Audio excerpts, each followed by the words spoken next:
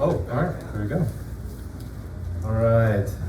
Good afternoon, everyone. I think it's past noon now, 2 minutes after noon. Good afternoon. Welcome. We're so glad you're here with us to celebrate the dedication of the Johanna Energy Storage Facility. My name is Johanna. I'm the Director of Asset Management at Hecate Grid.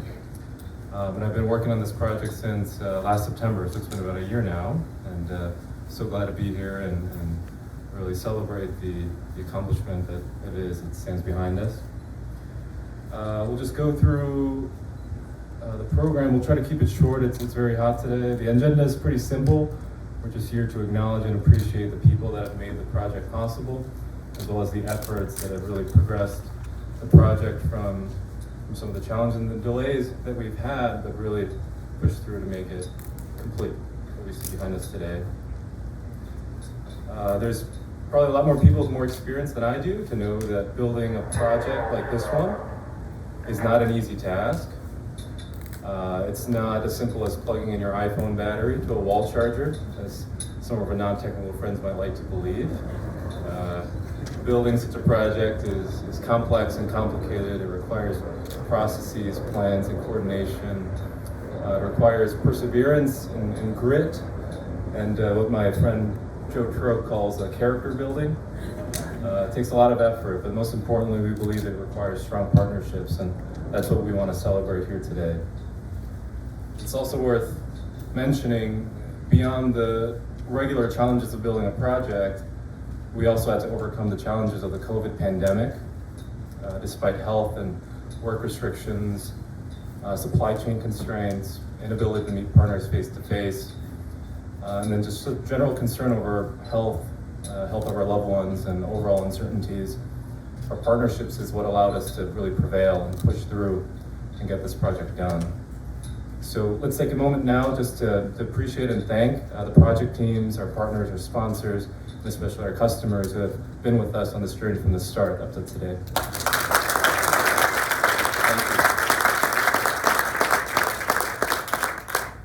I'll give a brief intro on the project itself. I've worked on a couple other battery projects before, but Johanna is unique and special, and I'm not just saying that because I worked on it, or because the project name sounds similar to my own. I'll give three brief reasons of why it's unique. It's a 20 megawatt 4-hour project, holding 80 megawatt hours, able to power 15,000 homes over a 4-hour period.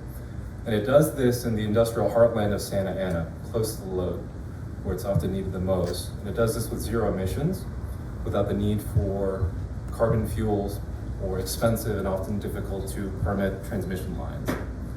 Number two, the project aids in the adoption of more renewable energy to the California grid, and it does this by charging from wind and solar energy during high supply periods and discharging that same energy when demand exceeds supply. And through this, more customers in California are able to use renewable energy, and California is able to meet its clean energy and sustainability goals. Last but not least, the project also aids in local grid reliability. As a battery, it's able to instantaneously charge and discharge megawatts and able to help balance the real-time supply demand needs of the grid, as well as provide energy during emergency peak days or any periods where the grid needs the battery support. So while the battery project is not the first of its kind, nor is it the largest, we believe Johanna, with its unique size, location, and early technology adoption, can be a blueprint for more energy storage projects that will be built in California. And it's Hecate Grid's hope and mission that we can make that happen with a continued partnership with everyone that's here today. So with that said, I'm gonna invite Alex up to the stage. He'll share a brief thank yous in addition to the partners that have helped us. Alex Pugh is our Director of Development at Hecate Energy. He's been with the project since its birth, planning, development, interconnection, permitting, up to early construction stages. So please join me in welcoming Alex to the stage.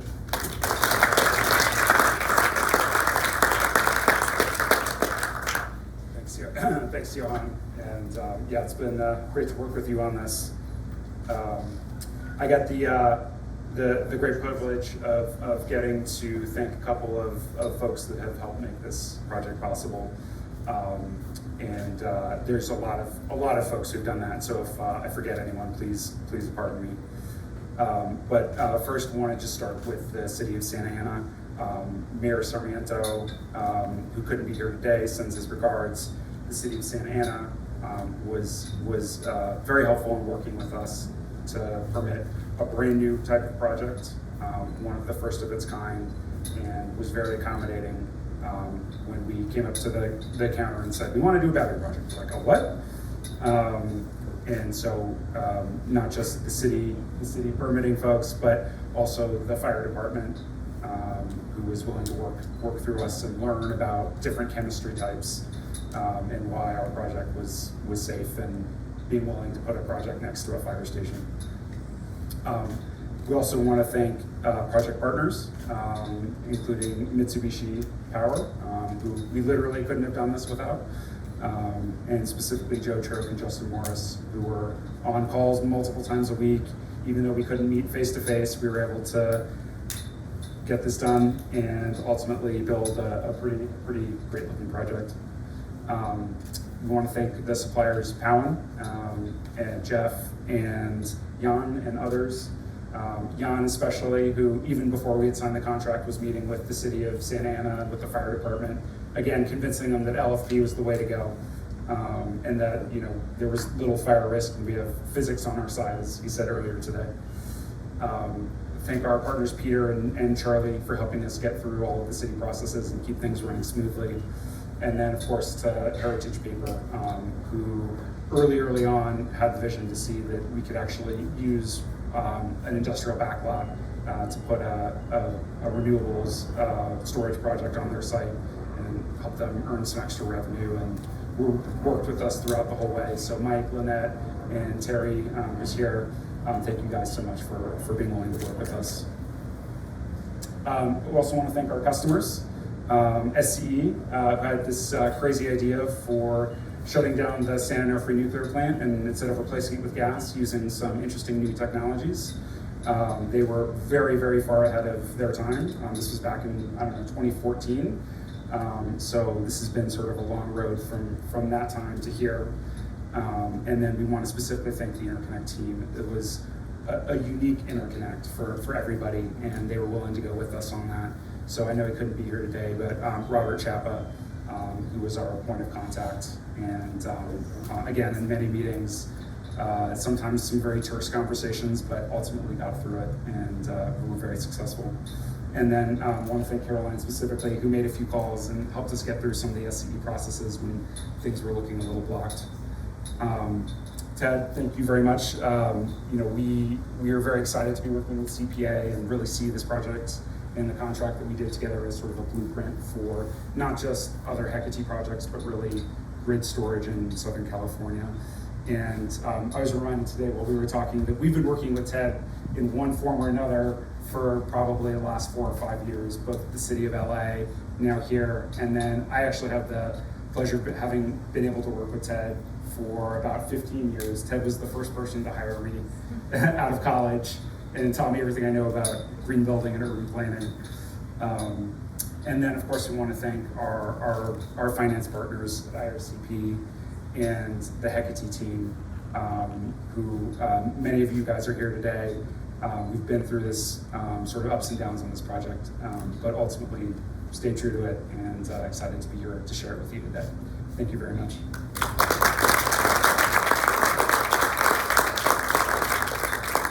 Great, thanks, Alex. Now we'll take some time to hear from our special guests. I'll first introduce Caroline Choi from Southern California Edison. Caroline Choi is the Senior Vice President of Corporate Affairs at Southern California Edison. She oversees corporate communications, philanthropy, government affairs, and public affairs at all the local, state, and national levels for all of SCE. Prior to her current role, she was the Senior Vice President of Regulatory Affairs as well as the Energy and Environmental Policy. She's been engaged with the Johanna project since its inception as a preferred resource pilot project, I believe in 2016. So she's believed in us from the start, and we're so glad to have her with us at this new milestone. Again, honored and grateful to have her with us today. Please join me in welcoming Caroline.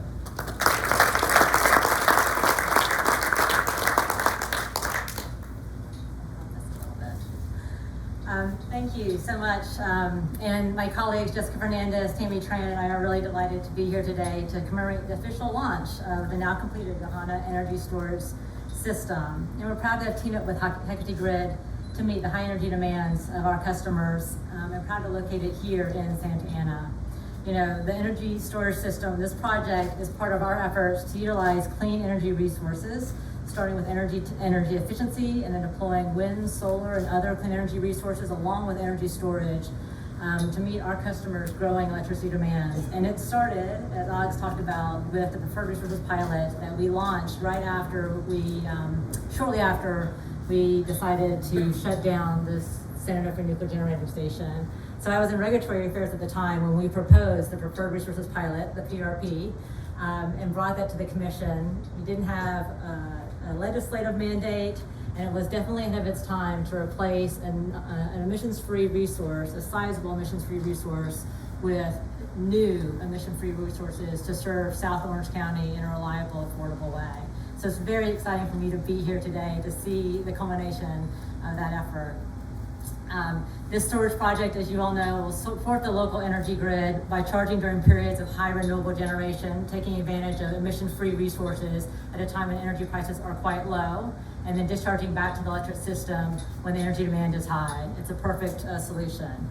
And as part of our efforts to support an achievable and affordable energy transition for California to meet its 2030 and 2045 greenhouse gas goals, a route that we put forward in a Pathway 2045 white paper 2 years ago.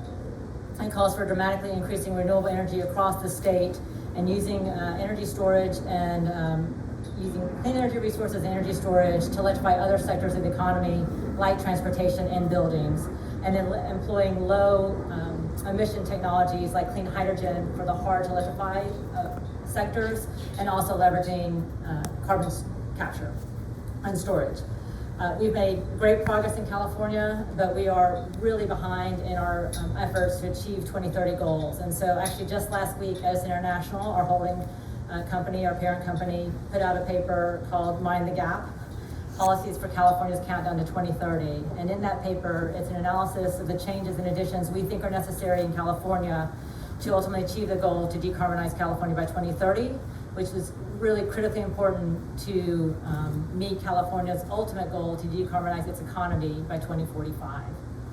So I'm not going to go into the details here, but I encourage you to look at our website. The paper's available there.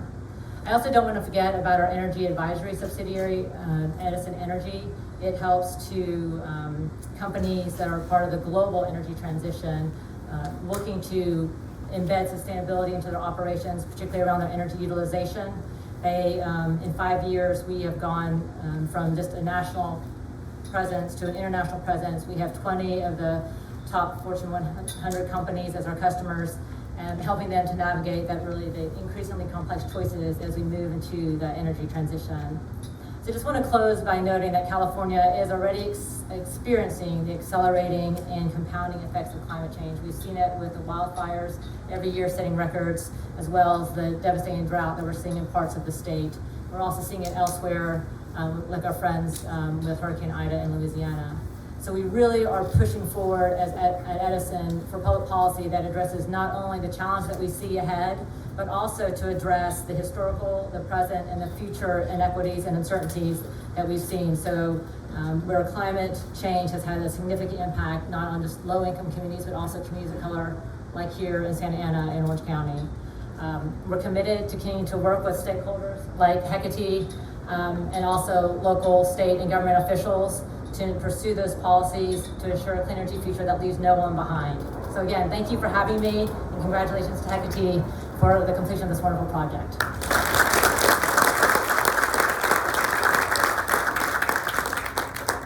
Thank you, Carolyn. Our next speaker will be Ted Bardacke from Clean Power Alliance. Now, Ted is the Executive Director of Clean Power Alliance, which locally operates and provides electricity for 32 communities and over 1 million customers. Across the LA and Ventura counties, Ted was previously the Director for Infrastructure for the City of Los Angeles and Deputy Director of the Mayor's Sustainability Office. He's also been an early advocate for clean energy solutions, working at the Green Urbanism Program at the Global Green USA. I'll also add to that list that he was the one to start Alex's career. Ted and CPA have been a great partner for us on this project. We were able to virtually present the construction milestone for the project during a live event in February this year, where Alex and I held our iPhones and joined a Zoom meeting and did a walk around of the site. So it's especially great to have Ted with us here in person, and also I think there's members of the CPA team on a Facebook Live link. So we thank you, Ted, and the CPA team. Please join me in welcoming Ted.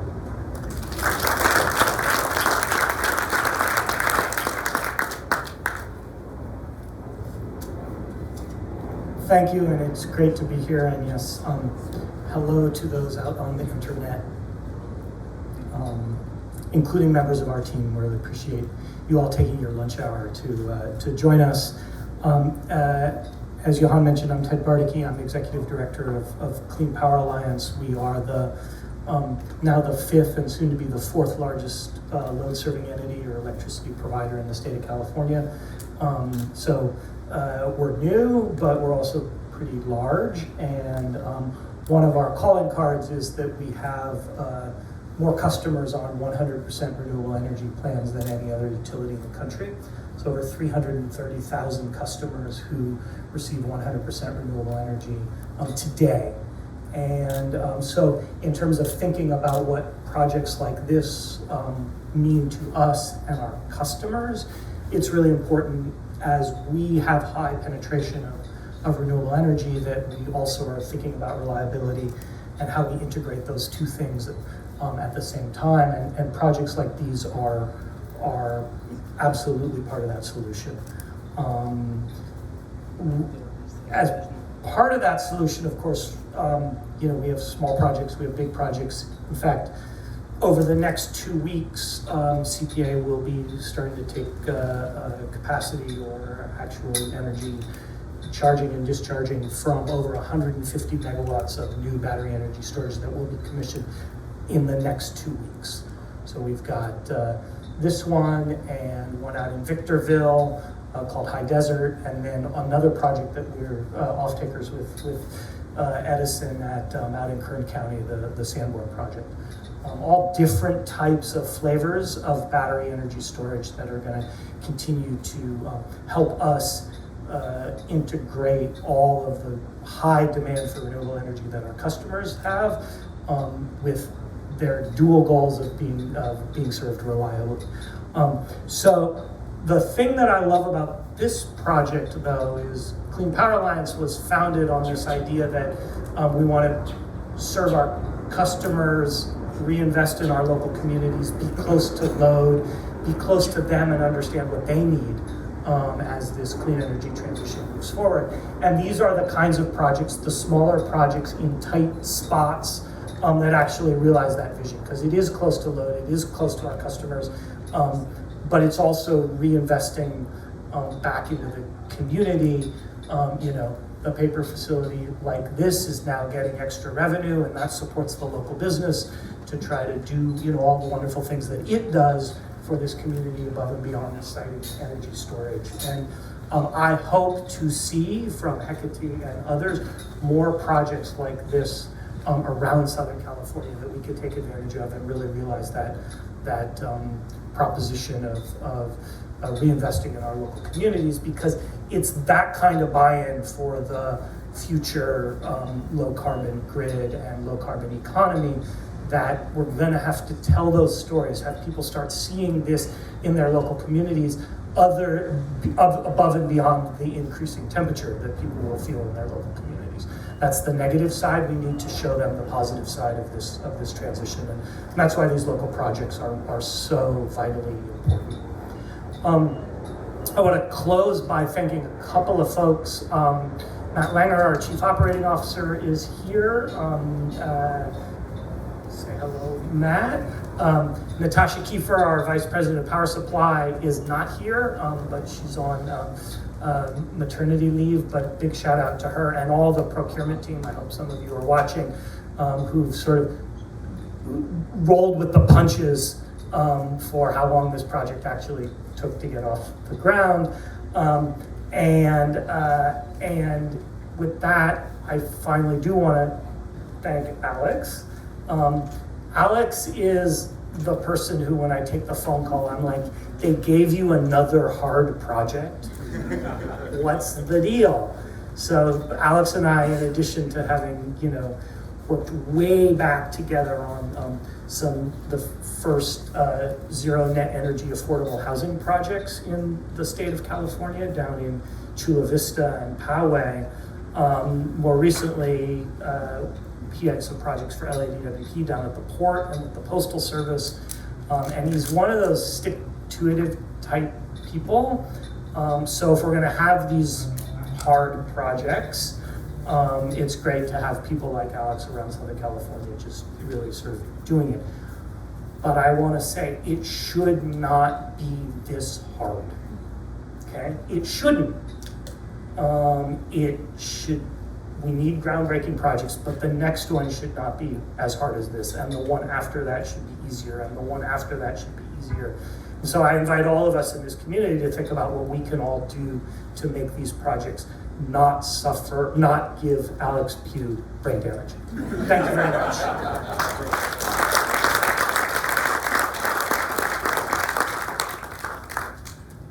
Thank you, Ted. Agree on not giving Alex any brain damage. Next speaker is going to be our CEO, Chris Bullinger. Chris is one of the founders and CEOs of Hecate Energy, our parent entity. Chris founded Hecate Energy in 2012 to develop, own, and operate renewable projects across the globe. In 2018, Chris, with the Hecate Energy team and Infrared Capital Partners, founded Hecate Grid as an independent platform to focus on standalone energy storage projects in the United States. It's Chris's vision and leadership that steers and propels the boat that is Hecate Grid. Please join me in welcoming Chris.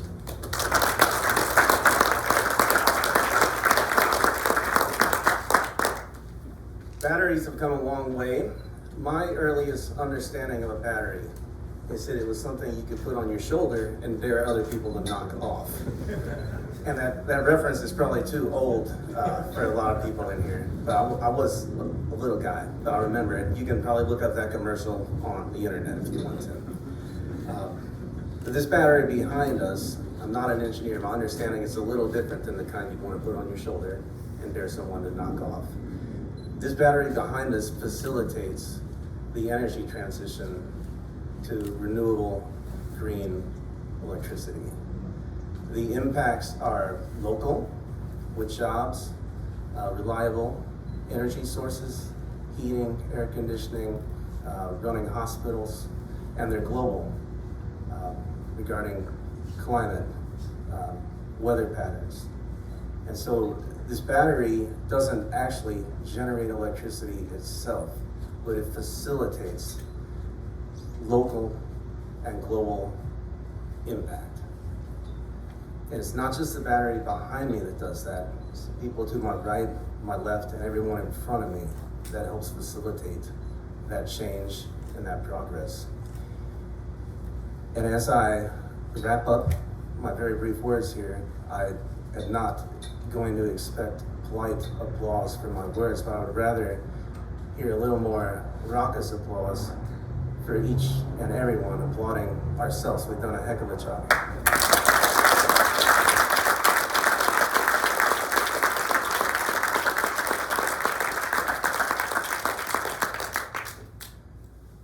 Thank you, Chris. Last, but certainly not the least, we're going to have Daniel Sasmacat speak from Infrared Capital Partners, or IRCP. Infrared is an infrastructure investment group that focuses on building projects like Johanna that improves the sustainability and the environment of the communities around each of their projects. Infrared has one of the largest renewable portfolios among the UK investment companies. They've been an essential partner for Hecate Grid, and especially for the Johanna project, and the pipeline of projects that Hecate Grid is planning on building in the near future. Daniel has been with Infrared since 2010 and co-leads the infrastructure investment team across the Americas. Please join me in welcoming Daniel.